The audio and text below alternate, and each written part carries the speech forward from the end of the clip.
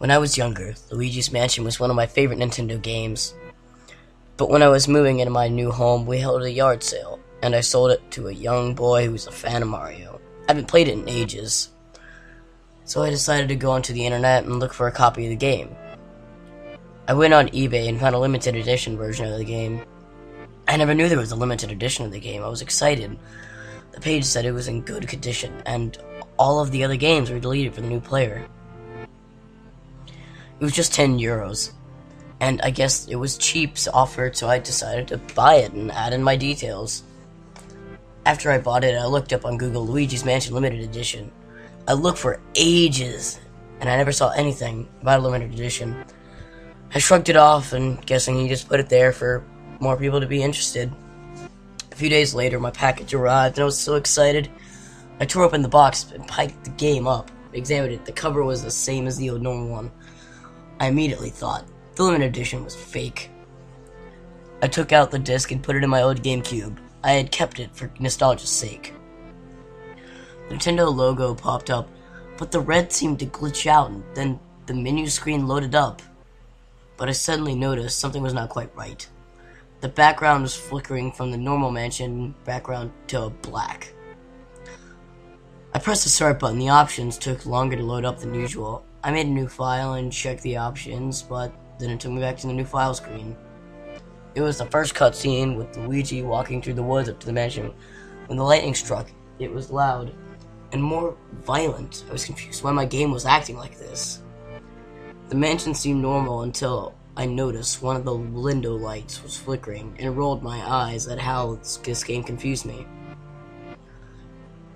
Yet the map he held wasn't there, and the crows that looked at him were red and gave an evil glance at the screen, like it was directed at me. When Luigi walked through the door, his head seemed to glitch, and he walked into the foyer and just stayed there. The cutscene finished, and then I was allowed to play. Another confused me even more. Luigi had no light. His legs started to make weird shapes, and his eyes were blank. I walked up the stairs and noticed the door was open. A scream filled the room and terrified me. The ghost was sliding fast to Luigi, and blood dripped down his eyes.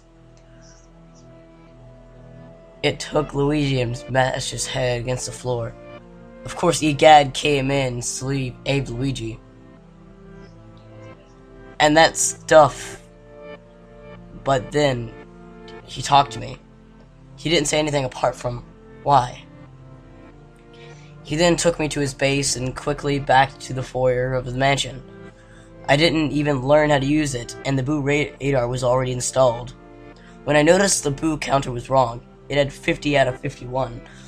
All the doors of the mansion were open, and it was lit up compared to the start. I paused the game, annoyed at what was going on. I opened up the game box, took out the manual, and saw it was blank with a note saying, "Call me if it's wrong." His number was given. But then I looked up, and in small writing it said, "Why?" I took the phone and called him up. I was directed to the answer machine, which said, "Why?" I then shouted down the phone, complaining that my game was hacked or broken or something of the sort. I slammed the phone down, then angry, went back to the game. I then talked to Toad, whose speech was also blank. But after I talked to him, he started to float and glitch, and then screams filled my ears. The game turned dark and went back to the Nintendo logo, which was reversed. Luigi was then taken to the King Boo's boss battle area, yet no one was there. Mario appeared, yet he was transparent and it looked like he was crying.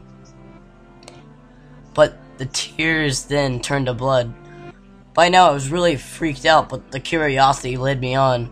Mario said to Luigi, "Why couldn't you save me? Why?" Mario then looked up and his eyes froze on the screen, and more screaming and shouting. I couldn't do anything. I felt terrified. My own childhood turned to ash. I took out the disc, though the eyes were still there. I ran to the road and threw it down the drain. It took me ages to recover what happened. I still have the nightmares. Now, what did I think of this creepypasta? I mainly thought that it wasn't that great. They crammed all the creepiness into the last 2 sentences, and they mainly just relied on gory imagery. I didn't find it that creepy. I found it a bit rushed. And, sorry I couldn't find a better one at the time. This one was suggested to me. But, thank you guys so much for watching. My name is Bomberette, and I'll see you guys next time.